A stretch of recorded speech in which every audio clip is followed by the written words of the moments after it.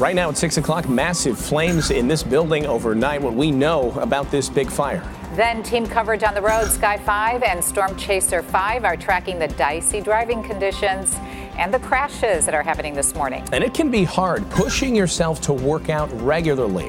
One easy thing, though, that you can try if you want to hit the gym more. Good morning. Thanks for joining us here at 6. I'm Alex Merrigan. And I'm Zoraida Samble. And let's start with Storm Team meteorologist Andy Avalos. He has your out-the-door forecast. It is a sigh of relief. It certainly is. You know, sometimes conditions get better by the hour, and that's been the case over the last 3. When I was at work driving in this morning, we had overcast skies, still tracking a little rain, sleet, and snow in the area. But look how quickly the skies have started to clear. So if you're heading out the door this morning, the good news is we're drying out for the rush hour. So we had mostly to partly cloudy skies just a few hours ago. The clearing continues at this hour, leading to mostly sunny skies as we head through the next few hours. Temperature is still on the chilly side. If you're heading out the door this morning, you'll still need a nice warm coat to be comfortable, ranging from the mid and upper 20s in our coldest spots up to the north and west, like in DeKalb and Woodstock. Most of us hovering in the low 30s, but a little warmer in the city where it's 35 degrees, and over in Gary it's 37. We still have a fairly brisk breeze this morning, so wind chill values are generally in the low 20s for most of us. Kai? Well, Andy, the western suburbs have really been hit hard by crashes this morning with slick spots on the Veterans Tollway. Our second crash there of the morning on 355. This one is southbound just past Lake Street. Still have 2 lanes blocked there. When it comes to drive times, they are starting to build around our area. But again, let's go back to the western suburbs and our Mike Lorber in Sky 5. He's finding several crashes along the same stretch of roadway. Mike. Guys, so much to talk about. This is southbound Route 83, completely shut down at the tracks here at Burlington. Accident with injuries here. Paul, if you can go to the right, you can see that northbound delay in 83 from 55th up to Ogden Avenue. Yet another accident blocks the right lane there. A third accident northbound Route 83 north of Roosevelt Road that has just been dispatched. We can see the lights from there. And then last report we showed you that eastbound Roosevelt is shut down east of 83 with an overturned truck. I cannot emphasize enough, these roads are slick. Be very, very careful, especially out here in the western suburbs. We're live here over Route 83. I'm Mike Lorber in Sky 5. Good morning to you. We are here on the roads in Storm Chaser 5. We are traveling now inbound on I-57, and exactly what Mike was mentioning. Although the roads look clear, unfortunately, we still have seen instances of black ice, and every now and then we can feel those gusts of wind sort of pushing a higher profile vehicle around the lane, so be very cautious. Now you can see to the right of your screen, there is accumulation of snow out there. So for those that are just waking up and you had to you have to plan to dust off your vehicle, this is some of what you're going to deal with. Now, this all started last night with the winter weather advisory. Snow obviously is not something that people wanted to see again. Many say they're ready to put away their winter gear for good. Now, this morning, many in the city and suburbs woke up to a dusting of snow on their vehicles and around their homes. Drivers we spoke with this morning are trying to make the best out of this never-ending winter. It's crazy. It is what it is, though, you know? You gotta adapt to the system. That's exactly it. You have to adapt to the system. You have to try to at least deal with it. And again, if you're hitting the roads, make sure that you take your time because the roads can be slick out here this morning. Reporting live in Storm Chaser 5, Lisa Chavarria, NBC 5 News. Lisa, thank you. New overnight, flames shoot from a building on the south side. This apartment building in Englewood is at Carpenter and 72nd. The fire department says that fire started around 10 last night. It's not clear whether anybody was inside at the time. We're still working on trying to get more information this morning for you. And today, though, we may learn the identities of 2 people killed in a Highland Park house fire. We told you about this fire yesterday morning. It was so intense that firefighters could not get into the house right away. City officials say the home belonged to an elderly couple. Investigators say that fire may have started in the kitchen. 6:03 is the time. We have a safety alert after a woman was sexually assaulted in the Southside Englewood neighborhood. This happened Tuesday night. Police say a 51-year-old woman was walking on 57th and May when a stranger grabbed her by the hair. He pulled her into a lot and sexually assaulted her. Then he He took off on a bike. Police are warning people in that area to stay on alert. That attacker is still on the loose. And police are also looking for a man who grabbed a 29-year-old woman from behind and touched her inappropriately yesterday afternoon. This happened on West 79th Street and South Spalding. That's the Ashburn neighborhood. She was able to fight off her attacker. The victim was not physically hurt. Well, new this morning, your child's health and access to health care all depends on the state you live in. And we now know that Illinois is among the best, but there's room to grow. That's according to a new study. According to Wallet Hub, Illinois ranks 12th. Wisconsin and Indiana fall a little bit short, ranking 23rd and 39th, respectively. The best state in the nation, according to Wallet Hub, is Vermont, followed by the District of Columbia and Massachusetts. The study considered things like cost, quality of care, access to care, and the number of pediatricians in each area. Well, here at 6:04, do you find it hard to stay motivated to go work out? Of course you do. We all feel that. New research finds that you're more likely to go to the gym, though, if you go in a group. That's because it improves your chances of having fun while you do it, and it supposedly gives you more social support. The study finds people who walk in groups stick to their exercise routine longer than people who don't. We won't ask how the New Year's resolutions are going right now as we go into April, but at least we'll have better weather if people want to get outside and start exercising. You know, at this very moment, at 6:05, the sun is coming up, the skies are clearing, and you'll be able to see the sun this morning. How about that? Great news. Yeah, it is a good sight, and it's great news that lies ahead in the days that we're looking forward to after what seems like a never-ending winter. Look how quickly the dry air has been eating away at the clouds. Just a few hours ago, we were completely overcast, and now brighter conditions are on the way for us. Still breezy and cold out there this morning, though. 36 degrees this temperature here in the city. Trending colder as we work our way inland. 32 at O'Hare, dropping to 29 by the time we get to DeKalb and Aurora. Good morning in Woodstock. You're at 28. Down south, it's 34 in Kankakee. Gary, you're still the warm spot at 37. Still a north to northwest wind at about 10 to 15 miles an hour. We'll be gusting at times today into the 20-mile-an-hour range, dropping our wind chill values into the 20s for most of us this morning. So you'll still need a nice warm coat to be comfortable, but grab those sunglasses. You will need them all day long. Look at the blue sky, sunshine from start to finish today. Yep, we'll make it to the low and mid 40s along the lakefront.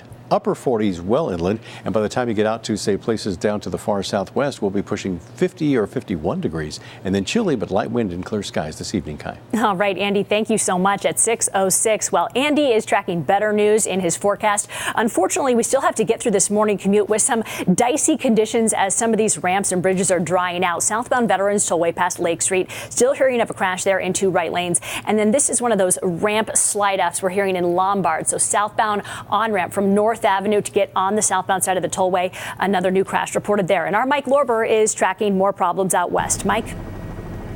Just mega problems on Route 83. Southbound delays from Ogden down to the tracks at Burlington. This accident, finally one lane getting through. Northbound is rolling slow from 55th up to Ogden with an accident. There's another northbound 83 accident at Roosevelt causing a minor delay. And then we showed you eastbound Roosevelt has an overturned pickup truck east of 83. Eastbound Roosevelt shut down. Butterfield is your alternate this morning, Kai. And Mike, can't help but notice those are the elevated portions of Route 83. So again, we always say it, those parts can be slick. In on the Kennedy, 25 minutes from O'Hare to downtown, so that's really not bad. Outbound, 20 minutes to the airport, 15 on the inbound Edens, and about 40 now Zoraida on the inbound Ike. All right, Kai, thank you. Shock about what happened at a 6th grade field trip, the controversial history lesson for some suburban students. And take a look at this. A pickup truck slams into a courthouse, but not everything went as planned for these two thieves. Also, royal wedding countdown. Prince Harry and Meghan Markle tie the knot in exactly 1 month. What the couple is requesting instead of gifts.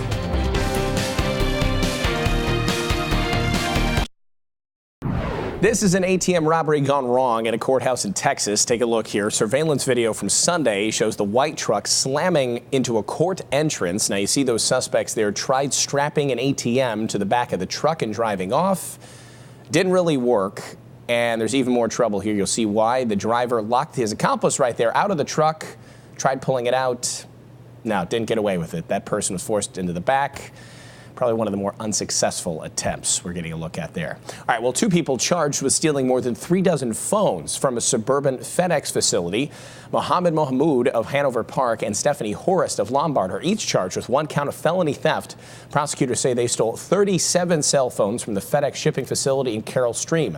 The DuPage County State's Attorney called this theft outrageous, saying it had an impact on the people who needed those phones.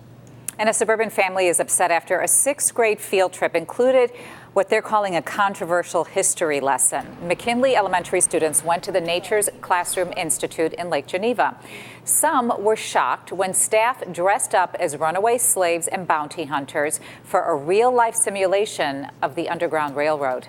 I was so scared, and some people were screaming. It was never any consent to anything like that. It's a nature resource center, so I thought birds, bees, trees. We did reach out to the superintendent for comment, but have not heard back yet. Bailey's parents want a refund, and they are getting other parents to voice their frustrations at next week's school board meeting. All right, my friends, prepare for slick conditions on the road this morning. Andy and Kai have the latest after more overnight snow. And also this morning, if nothing else, it's an important reminder to pay attention to the safety announcements before your plane takes off. The mistake that some passengers made after the engine on this Southwest plane exploded earlier this week.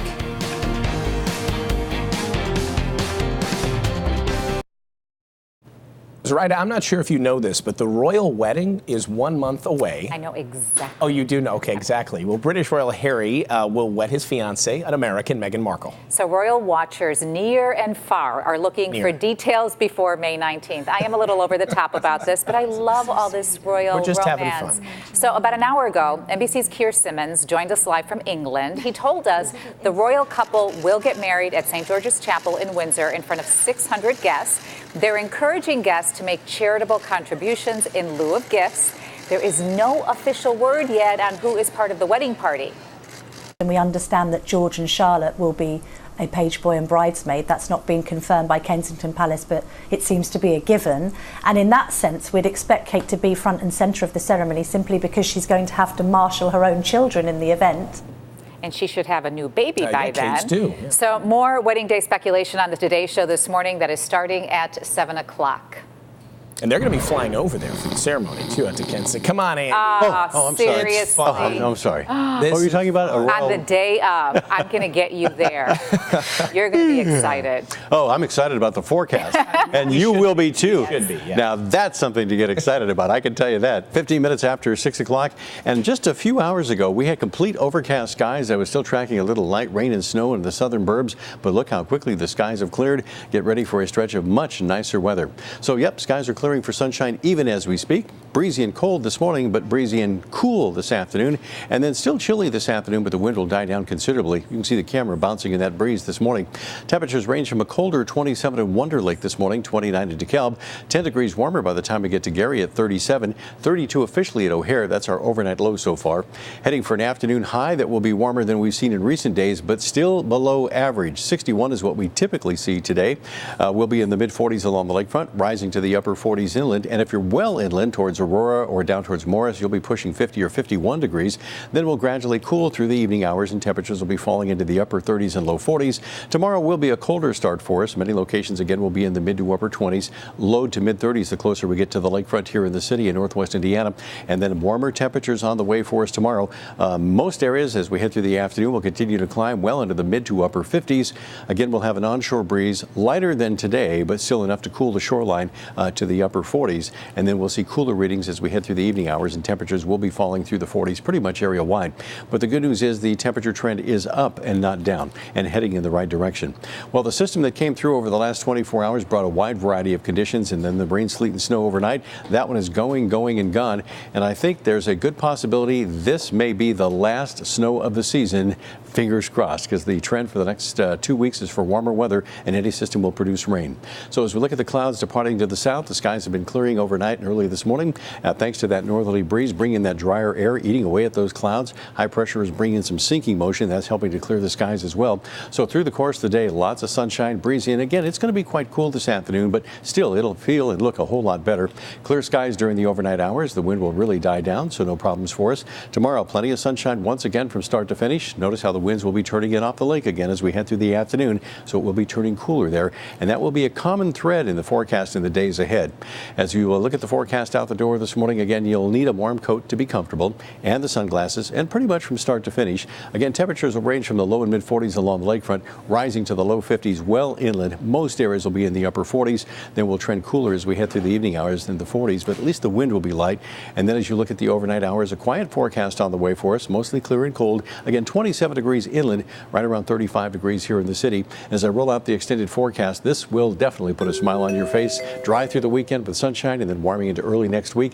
Next chance of any showers not till Tuesday night and early Wednesday when we cool for a few days, and then very nice into next weekend as well, Kai. All right, Andy, thank you so much. Well, normally I'm not talking about delays out on the Veterans Tollway, but unfortunately this morning, several problems. There is still a hefty slow spot here southbound as you approach Lake or Route 20. And again, earlier crashes, that's the second one there on the Veterans Tollway this morning, and it's still being cleared. Look at this delay northbound Route 83 coming all the way up in toward Ogden in the Westmont area. Again, 83 seeing a couple of crashes this morning. Our Mike Lorber is live in Sky 5. He's tracking some of these problems for us. Mike.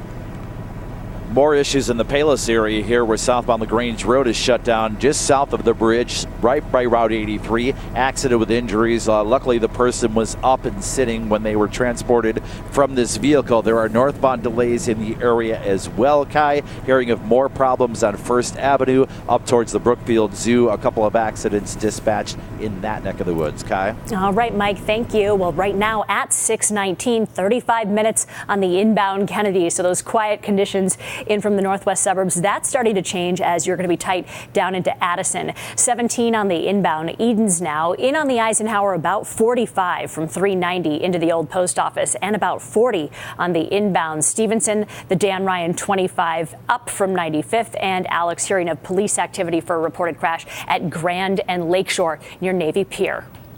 All right, Kai, thank you so much. Smoke billowing from the engine of this Delta Airlines flight has sparked an FAA investigation. The plane made an emergency landing yesterday, briefly after leaving the airport in Atlanta. It was supposed to be going to London. Emergency crews hosed down the aircraft, and they towed it back to the gate. Fortunately, nobody was hurt there. And today, the NTSB will be finalizing their on-scene investigation of that deadly Southwest airplane. Investigators are still trying to figure out what caused the engine failure in that case. They're now focusing on whether wear and tear caused a fan blade to break off. The chairman of the NTSB said they have been able to locate parts of the exterior engine that came off from the plane from that explosion. Here's pictures of some of it. They're also trying to figure out how the explosion blew out the entire window frame. And I want to note that we have found no window materials, the acrylic that the window panes are made of. We found really no acrylic inside the airplane. The medical examiner says Jennifer Reardon died of blunt impact trauma to her head, neck, and torso. Reardon was partially sucked down to the plane when the engine exploded and broke the window right next to where she was sitting. That mid-air explosion is a good reminder to pay attention to the airline safety demonstrations we often ignore before the flight. These pictures show that most of the travelers on the Southwest flight wore their oxygen masks wrong. It's supposed to cover up both your nose and your mouth. The FAA says wearing an oxygen mask is the first line of defense against hypoxia. That's where a person doesn't get enough oxygen and you can become dizzy, you can lose vision, or become unconscious while you're on the plane. A good reminder. No kidding. All right, 6:21 is the time. New this morning, one of the survivors of the Parkland school massacre has filed the first civil lawsuit against the suspected shooter, Nicholas Cruz. Freshman Anthony Borges was shot 5 times while barricading the door to a classroom. He protected 20 other students that day. His family attorney filed a lawsuit against Cruz for assault and battery. That lawsuit also names 3 mental health facilities where Cruz was treated. The lawsuit says those facilities were negligent.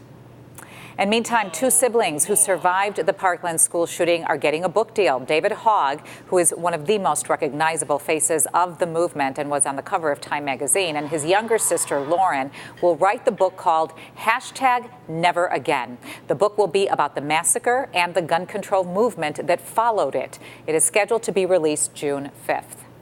And a fraternity gets permission to return to one local university, but some members will be missing. Plus, some NFL games are going to be kicking off a little bit earlier this season. And a former Blackhawks player arrested in Arizona. The encounter that ended with police booking Richard Panik into jail.